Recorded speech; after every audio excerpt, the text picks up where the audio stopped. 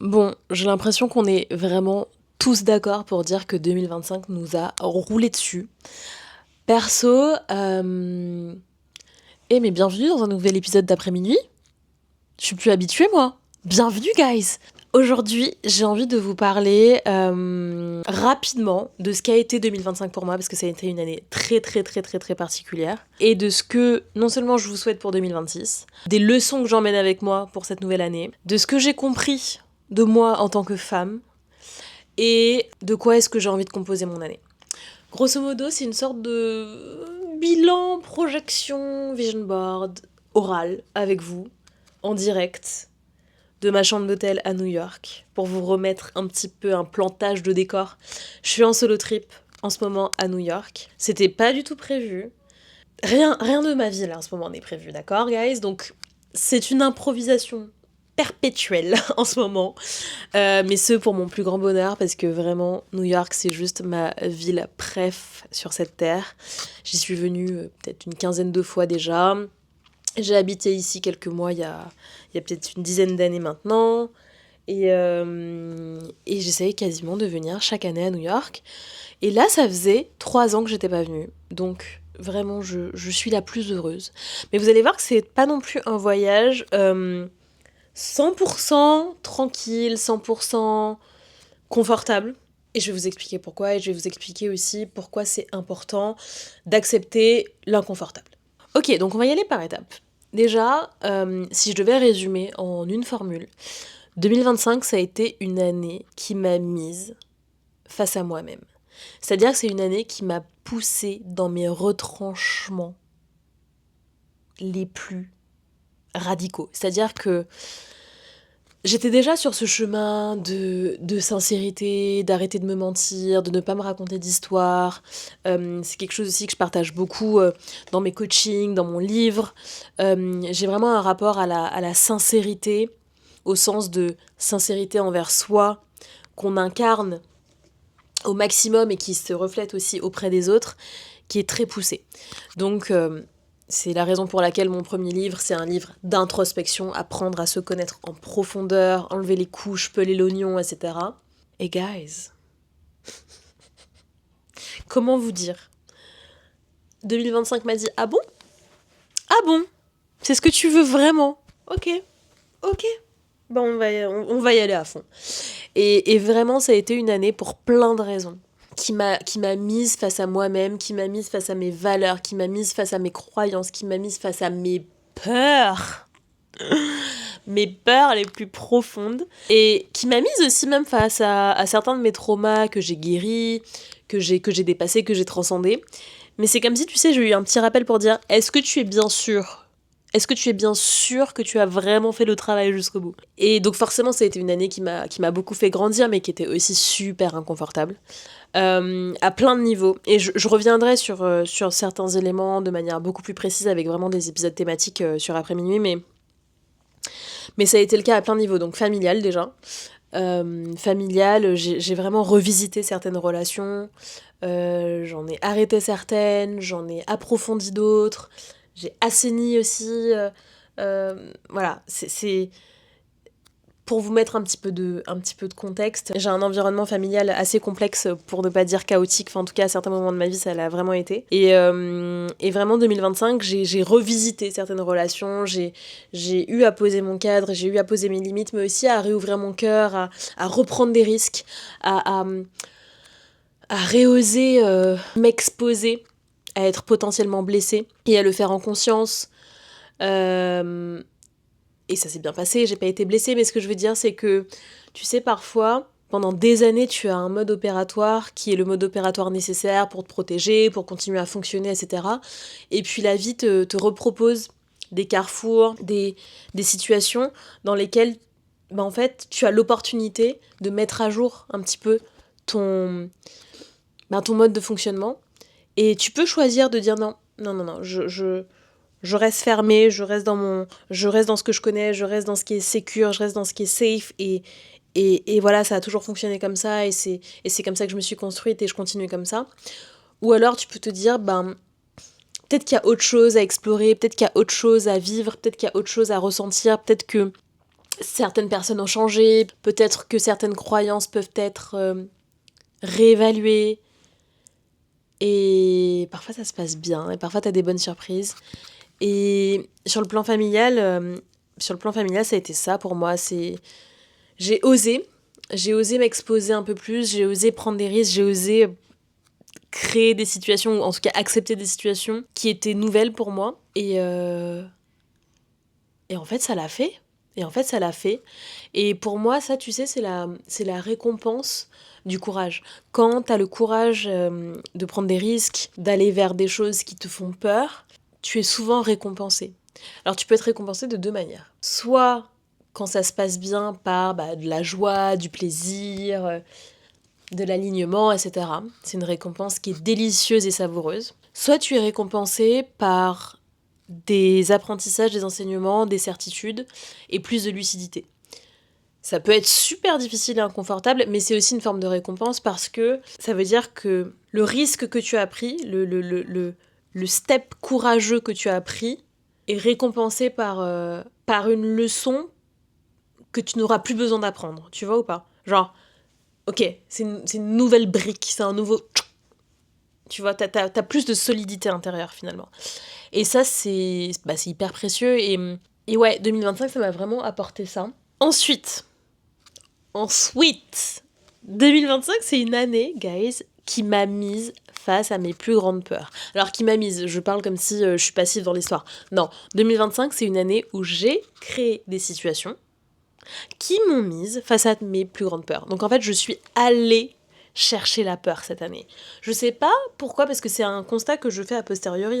Je sais pas pourquoi j'avais besoin de me prouver certaines choses, mais de plein de manières. Ça peut être des choix amicaux, ça peut être des voyages, des solo trips, des risques business, des choses que j'ai osé tenter, que j'ai osé dire, J'ai un peu fait des dingueries cette année, je vais pas vous mentir. Et en fait, je me dis, mais vraiment cette année, je sais pas pourquoi, mais j'avais besoin de me prouver que j'étais encore, tu sais, wild dans ma tête. J'avais besoin de me prouver que j'étais encore fierce, que j'étais encore la tarée que j'étais, par exemple, quand j'avais genre 20 ans, tu vois. Quand j'avais 20 ans, je me souviens, c'est la première fois que je suis venue à New York. En vrai, j'avais 17 ans, mais en gros, entre mes 17 ans et mes 22 ans, j'étais complètement folle. Franchement, j'étais complètement folle. Genre, j'ai fait plein de voyages à l'autre bout du monde en sac à dos. Je suis venue à New York. J'avais juste un billet d'avion, je savais même pas où j'allais dormir. J'ai fini dans une auberge de jeunesse. Après, je dormais chez une copine que je connaissais depuis genre une semaine. Enfin, ma vie, c'était ça. C'était vraiment l'aventure, etc. Et j'ai toujours été quelqu'un d'assez aventurier. Mais c'est quelque chose que j'avais quand même pas mal mis de côté depuis des années.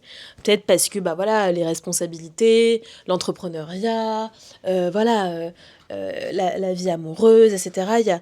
Il y avait pas mal de cadres aussi depuis 10 ans dans ma vie. Et c'est comme si là, je reconnecte avec, ou en tout cas, j'ai visiblement eu le besoin en 2025 de reconnecter avec une partie de moi complètement folle, complètement libre, complètement, tu sais, enfant libre, enfant sauvage. Et ça m'a fait vachement de bien. Ça me fait vachement de bien, mais c'est aussi fucking terrifiant en fait, parce que ça réveille des peurs, des insécurités, des angoisses. Et en fait, c'est fou comme en fait, le courage, l'audace et tout ça. Vous entendez les sirènes, je suis vraiment à New York là. Yay. C'est fou comme l'audace, le courage et tout ça, c'est un muscle qui se travaille, c'est une gymnastique. Et, et, on peut s'endormir un peu, tu vois, même quand tu sais que t'es quelqu'un comme ça, tu peux t'endormir un peu, tu peux te reposer sur tes lauriers. Donc je pense que c'est important de régulièrement reconnecter avec cette part de soi. Moi, ce qui a été vraiment game changer, en tout cas ce qui a été un step énorme dans mon année 2025, c'est mon voyage à Bali. Comment vous dire? Le voyage à Bali, il m'a pris, il m'a retourné, il m'a re-retourné. Après, il m'a mis dans une machine à laver. Il a tourné comme ça, 1200 tours par minute. Il m'a dit, tiens, maintenant, débrouille-toi avec ça, avec tes prises de conscience, avec tes émotions, avec tes ressentis, avec tes leçons. Tu te débrouilles, mais voilà ce que j'avais à te donner. Ah non, mais tu sais, quand on te dit que Bali, c'est une île magique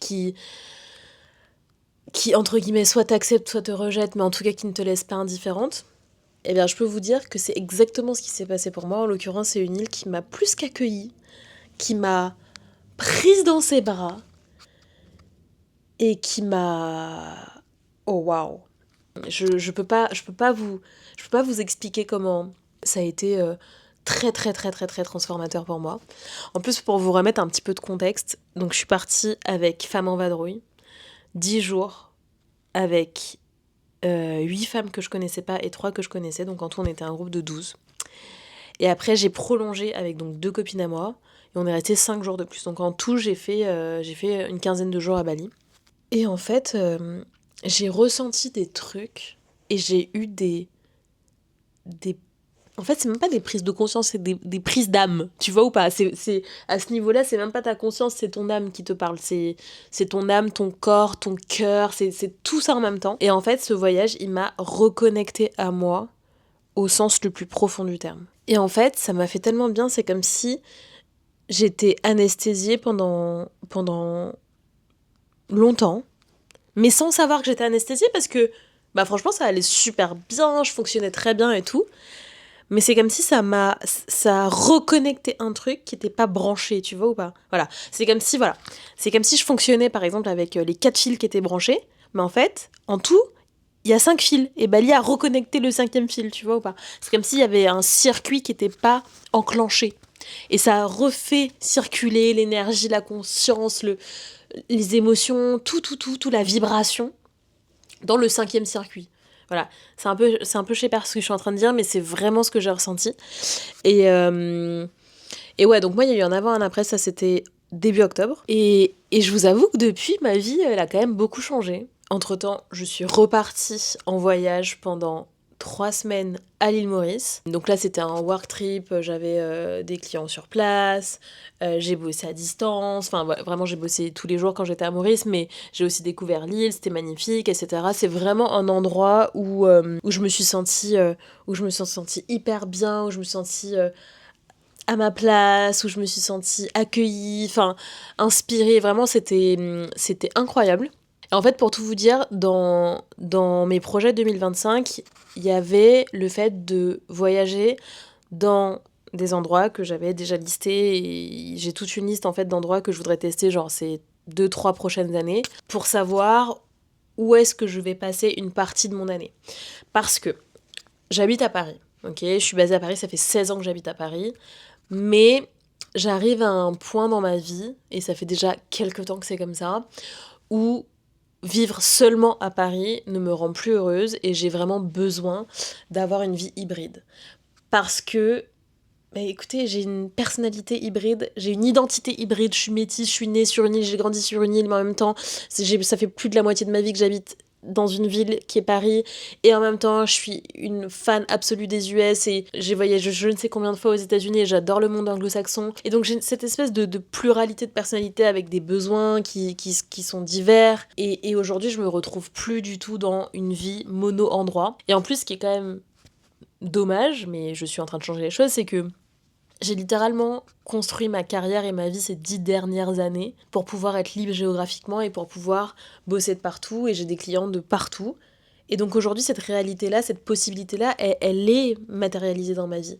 Et en fait, et c'est déjà le cas depuis au moins peut-être 2-3 ans, je peux depuis 2-3 ans bosser 100% remote. Et en fait, c'est un luxe et un état de fait que je n'exploitais pas. Et je me suis dit, mais Jeanne, mais qu'est-ce que tu fais en fait? C'est comme si t'as hustle comme une dingue, tu t'es battue de ouf pour avoir ce privilège, et aujourd'hui tu ne profites pas de ce privilège comme si tu l'avais pas mérité ou comme si c'était pas ok, etc. Et donc j'ai eu vraiment cette espèce de déclic, ben voilà, au moment où je suis partie à Bali, un peu avant, au moment où j'ai booké mon voyage à Bali, de me dire, mais en fait, cette réalité-là, elle peut être la mienne, c'est la mienne, c'est la mienne. C'est pas qu'elle peut être la mienne, c'est la mienne, c'est juste que je l'ai pas activée. Et donc depuis Bali, je me dis non, mais en fait je vais, la fameuse liste là que j'ai dans mon téléphone depuis 3 ans d'endroits à tester pour passer l'hiver et pour être entre 2 endroits avec Paris, eh ben je vais y aller. Et donc c'est comme ça que je me suis retrouvée donc à aller à l'île Maurice pendant 3 semaines, ça faisait partie de ma liste. Petite parenthèse, dans ma liste il y a quoi? Endroit de préférence ensoleillé, si possible en vol direct, pas trop de décalage horaire. Quoi d'autre? Climat tropical avec la mer. Par exemple, la Réunion, on peut pas se baigner, c'est pas possible. Genre, moi, j'ai besoin d'aller à la mer. Mais j'ai pas trop d'exigences sur la langue, je peux parler anglais, y a pas de problème. Grosso modo, c'est ça, mes critères. Donc, dans ma liste, il y a... Attendez, je vais vous la prendre. Dans ma liste des endroits que je voulais tester pour voir comment je me sens, est-ce que je peux bosser, est-ce que je peux développer mon business, etc., etc. Je vous dis. Il y a Costa Rica, pas encore fait. Miami, déjà fait, mais il y a très longtemps, il faut que je reteste. Île Maurice, c'est fait. Bali, c'est fait. Saint-Martin, déjà fait, mais il y a très longtemps, il faut vraiment que je reteste, parce que ça fait genre 20 ans que j'y suis pas allée. Il y a quoi d'autre? Mexique, déjà fait, mais court terme, donc je suis pas sûre. Mais Mexique, tu vois, c'est pas un endroit où je me verrais être posée vraiment pendant, je pense, 2, 3, 4 mois. Donc, en vrai, je l'enlève de la liste. Et je m'étais noté Marbella. Alors, Marbella, c'est l'Europe, donc il y a quand même l'hiver, mais c'est ensoleillé, c'est sud de l'Espagne, tout ça. À voir. Et évidemment, il y a Los Angeles, mais Los Angeles, c'est une ville que j'adore. Si vraiment je devais vivre à un endroit toute l'année, ce serait Los Angeles. Mais on a le problème qui est insoluble du décalage horaire. Oui, c'est en vol direct. Bon, alors c'est 12 heures de Paris, bon, c'est long, tout ça. Mais c'est surtout que c'est 9 heures de décalage horaire. Donc pour bosser avec l'Europe, c'est très compliqué.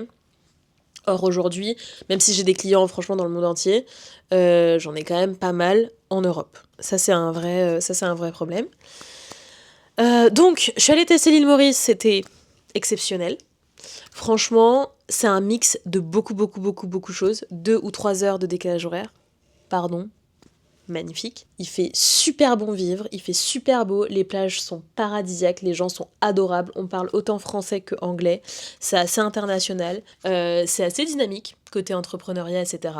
Grosse communauté salsa, c'est pas négligeable pour moi, franchement j'ai dansé, mais 4 fois par semaine là-bas, c'était génialissime. C'est très facile de développer un réseau parce qu'il y a pas mal d'expats français aussi, donc j'ai senti qu'en 2-2, franchement je pouvais développer du business et des amitiés là-bas. Quoi d'autre? Les avantages de l'île Maurice. Bon, vol direct de Paris. Oui, c'est 10 heures de vol, mais c'est direct. Et voilà. Donc, franchement, l'île Maurice est remontée très haut dans le classement. Pour tout vous dire, j'ai même déjà commencé à prendre des infos pour visa, logement, etc., etc. Donc ouais, l'île Maurice, très haut dans la liste. Franchement, je me verrais vachement faire genre 6 mois à Paris, 3-4 mois à l'île Maurice et 3-4 mois aux US, soit New York, soit Los Angeles. Pour l'instant, c'est à peu près comme ça que j'imagine les choses. Et il y a Bali aussi dans l'histoire. Il y a Bali que j'ai adoré. Oh my god, Bali. Mais ouais, en fait, Bali, tu vois, c'est pas forcément un endroit où je me verrais vivre par rapport à la distance. Par contre, tout est fait pour s'y sentir hyper bien en tant qu'entrepreneur, en tant que nomade, en tant qu'expat et tout ça. Bon, voilà, c'est Bali. Je vais pas vous refaire le cliché, vous avez Instagram, vous avez vu. Mais c'est vrai que c'est loin. Donc t'es quand même isolé des gens que t'aimes, quoi. En France et tout ça, c'est moins facile. Genre, si je suis à Bali pendant 3 mois, bon, mes proches, ils vont pas venir me voir à Bali, tu vois. Alors que Maurice, c'est déjà un peu plus accessible. Donc voilà, un petit peu où j'en suis de ma réflexion. Mais en tout cas, 2025, ça a été aussi une année où j'ai exploré ça. Et 2026, je vais continuer à explorer. Bon, maintenant ça nous amène à New York. Pourquoi je suis à New York en plein hiver alors que j'ai dit que je cherchais des endroits ensoleillés et chauds? Franchement, à la base, je vais partir à Miami, mais je sais pas, j'ai eu une espèce d'appel du cœur, d'appel des tripes. J'ai eu une envie irrépressible de venir à New York, de commencer mon année 2026 ici. Je pense tout simplement que c'est une ville qui me connecte vraiment à ma puissance, à mon ambition, à mon côté fierce et audacieux. Et je pense que j'avais besoin de ça. Je pense que j'avais besoin de ça parce que, justement parce que 2025, c'était une année qui m'a vachement dépouillée, qui m'a vachement challengée, qui m'a vachement mise face à moi-même. Je pense qu'inconsciemment, j'avais besoin d'aller jusqu'au bout de ce truc-là parce que, attention, New York, c'est une ville qui est exceptionnelle, qui a une énergie de fou. Mais comme toutes les grandes villes tentaculaires qui sont à un rythme effréné, c'est aussi une ville qui te met face, entre guillemets, à ta solitude. Genre, tu te sens minuscule dans cette immensité-là. Et tu sais, c'est une ville où c'est un peu genre marche ou crève. Même quand t'es en mode je suis là pour quelques jours ou quelques semaines, tu vois. Ou en tout cas, vu que je suis là et que je bosse, je suis pas en vacances, là pour le coup, je bosse tous les jours. En fait, c'est une ville qui déclenche ça. Et donc c'est pas une ville facile, c'est ça que je veux dire. C'est pas une ville chill, facile, tranquille, smooth. Non, c'est une ville qui te prend et qui te met aussi dans un truc un peu exigeant. Et je pense que j'avais besoin de ça. Je pense que j'avais besoin de me reconnecter à ce truc de challenge, d'énergie yang, de let's go, de on y va, on se retrouve pas d'excuses, on rencontre des gens inspirants, on va à 1000 à l'heure, tu vois, genre. Et bizarrement, même si il fait très très très très froid, bah en fait, même ça m'a mis dans un mood, ouais, tu vois, genre t'es là, tu marches, tu te bouges le cul, je sais pas, ça me fait vraiment du bien d'être là. Ça me fait vraiment du bien d'être là, même si, encore une fois, je vous dis, c'était pas tout simple, hein. Au début, j'étais un peu... Alors, je sais pas si c'est parce que ça fait plusieurs années que je suis pas venue ou quoi, mais au début, j'étais un peu... J'avais plus mes repères. Et il y a même un jour où j'étais un peu en mode, pas crise d'angoisse, mais j'avais vachement d'anxiété. Alors, c'est ok, je sais gérer, voilà, j'active mes ressources, tout ça, pas de panique, mais j'étais là, ok, bon, c'était pas la DA à la base, mais bon. Et en fait, je vous dis, c'est une ville qui est comme un miroir et qui te met face à toi-même. Et donc, on est clairement dans la continuité de 2025, en ce début d'année 2026, de tomber le masque, encore une fois. De tomber le masque et de... Ouais, et d'aller vraiment voir au fond de soi, ben, qu'est-ce qui compte, qu'est-ce qu'on veut, etc. Donc qu'est-ce qu'on veut en 2026 ? Je vais vous dire, moi, ce que je veux. Bah déjà, je sais pas si vous avez vu, je vous ai envoyé une newsletter. J'aime pas trop ce terme de newsletter. J'appelle ça les courriers de Jade. Je vous ai envoyé un petit courrier, une petite lettre. Et je vous ai souhaité plusieurs choses en 2026. Je vous ai souhaité d'abord le courage, parce qu'il est la mère de toutes les vertus, le pilier qui rend possible tous les autres. Sans courage, le sublime ne peut exister et la vie reste une suite de contingences sans saveur. Alors je vous souhaite d'avoir le courage d'aller chercher votre bonheur, le courage de ne pas renoncer, le courage de vibrer, le courage de dire non, le courage de prendre des risques, le courage de vous élancer, le courage d'aimer. Mais aussi la beauté. Guys, en 2026, je vous souhaite la beauté. Je vous souhaite de l'observer, de la cultiver, de l'honorer et de la chérir. De vous laisser toucher par la beauté du monde, de la nature, des mots, des actes, mais surtout des êtres. De vous connecter à la beauté des cœurs, au-delà des peurs, et de vous laisser toucher par sa grâce. Ensuite, je vous souhaite la vérité, parfois brutale, souvent inconfortable, mais toujours salvatrice. Non pas la vérité des autres ou la petite vérité des idées, mais le sentiment de vérité qui nous est offert lorsqu'on arrête enfin de se raconter des histoires. Lorsqu'on se met à l'écoute sensible de soi, de ses besoins, de ses ressentis. Lorsqu'on accueille sans détour ce qui est juste pour soi et qu'on l'honore sans faiblir. Je vous souhaite aussi la liberté, celle qui se déploie au-delà des doutes, des carcans, des cases, celle que l'on goûte quand on décide enfin de devenir acteur de sa vie sans se chercher d'excuses, la liberté de choisir, de créer, de devenir, celle d'incarner pleinement la personne que vous savez être au plus profond de vous, une liberté farouche, insolente, flamboyante, qui vous offrira 1000 frissons et 1000 couleurs, celle qui donne à la vie une autre saveur. Enfin, et l'essentiel réside ici, je vous souhaite l'amour. L'amour sous toutes ses formes, avec tous ses reliefs et toutes ses nuances. L'amour grand, l'amour fou, l'amour inconditionnel. Parce que si nous faisons vœu de vérité, je crois qu'il faut qu'on reconnaisse une bonne fois pour toutes que rien n'est plus indiscutable que notre besoin d'aimer et d'être aimé. Que sans amour, cette vie n'a pas de sens ni de saveur, et qu'elle est la clé du bonheur le plus absolu. L'amour amoureux, l'amour amical, l'amour de soi, l'amour divin. Qu'il puisse inonder votre année et fleurir dans chaque recoin de votre être. Qu'il soit votre boussole et votre quête, votre ancrage et votre élévation. Voilà, guys. En 2026, on n'a plus peur du bonheur. C'était un peu notre slogan à Bali. Faudrait que je vous raconte cet épisode-là, mais on a rencontré des Français à Bali. Et en fait, on avait cette espèce d'hymne, cette espèce de slogan où on se disait « on n'a plus peur du bonheur, on n'a plus peur du bonheur ». Et en fait, cette phrase, je la trouve tellement poétique, et tellement vraie, et tellement éloquente, et tellement puissante quand on y réfléchit. Parce que je pense qu'on est vraiment conditionné à avoir peur du bonheur. Le bonheur, dans le monde dans lequel on vit, tu sais, il est presque suspect. Il faudrait presque se méfier du bonheur. C'est trop beau pour être vrai, attention, etc. Et je trouve que ça nous rend inaptes au bonheur et surtout ça nous fait vivre avec un cœur qui est fermé, un cœur qui est tout rabougri. Et moi j'ai toujours eu une philosophie, c'est de me dire que je préfère vivre le cœur grand ouvert, sans armure, quitte à être blessé, mais je préfère développer des ressources pour me relever si je suis blessée, que de vivre en me protégeant constamment, parce que certes, je serai jamais blessée, mais j'aurais jamais vibré non plus.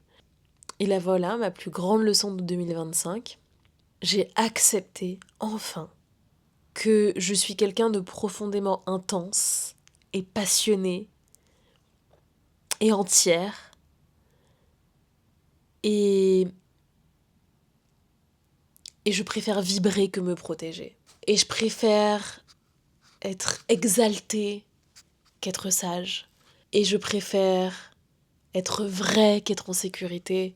Et même si c'est terrifiant d'accepter pleinement d'être comme ça, je crois que 2025, c'est vraiment l'année où j'ai fait la paix avec le fait d'être comme ça. J'ai fait la paix avec mon identité.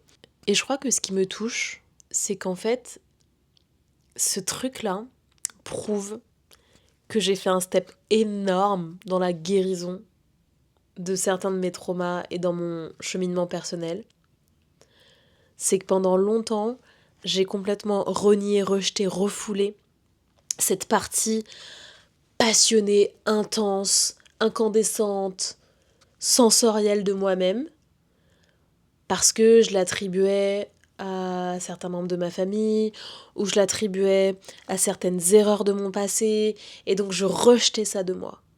Et le fait qu'aujourd'hui j'accepte pleinement d'être comme ça, tout comme je suis aussi quelqu'un de super responsable, de super sharp, de super concentré, de tout ce que tu veux, bah en fait, c'est le marqueur du fait que j'ai passé un step, tu vois, dans le travail perso. Et je suis trop fière de ça. Et je suis trop contente de me dire qu'aujourd'hui il y a une forme d'unité, tu vois, c'est pas, je suis pas écartelée entre des facettes de moi que j'arrivais pas à réconcilier. Non, il y a un truc d'unité, il y a un truc de pleine acceptation de soi, il y a un truc d'amour de soi finalement, tu vois, ouais, où il y a une réconciliation de toutes les parts de soi. Et ça donne un sentiment de puissance, de confiance en soi qui est incroyable. Et que tu vois, je goûte là. Et ça, c'est incroyable. Donc voilà un petit peu pour mon année 2025. 2026, 2026, les mots-clés, ça va être ambition, audace, pluralité, affronter ses peurs encore, évidemment ne pas se mentir à soi-même, et surtout rayonner. Rayonner de mille feux, rayonner avec vérité, rayonner avec authenticité. Et j'ai trop hâte de vous embarquer dans cette nouvelle année. Je vous dis, guys, à très bientôt pour un nouvel épisode d'après-minuit. N'hésitez pas à me dire en commentaire si vous êtes en vidéo ou en DM sur Insta ou quoi. Qu'est-ce que vous embarquez avec vous en 2026 ? Qu'est-ce que vous avez retenu de votre année 2025 ? Quels ont été les mots-clés ? Quels ont été... Ouais, ça a été quoi la vibe pour vous ? Prenez un petit temps d'introspection, prenez un petit temps pour décanter un peu tout ça, c'est super important. Y a pas besoin de... Voilà, même si on est en janvier, voilà, il est pas trop tard, vous avez tout le mois de janvier, tranquille. Commencez pas à céder là, à la pression des Instagram et tout ça avec les vision boards, les machins, les trucs. C'est très bien d'être organisé. Moi, je suis la première à être ultra sharp sur mon organisation, mes vision boards, mes to-do list, mes agendas, mes trucs. Mais allez-y à votre rythme. L'idée, encore une fois, c'est de faire ce qui vous fait du bien, ce qui résonne pour vous, ce qui fait sens pour vous. Et voilà, guys. Sur ce, je vous dis à très vite pour un nouvel épisode d'après-midi en direct de New York parce qu'on va en faire d'autres. Je vous fais des gros bisous et je vous dis à très vite.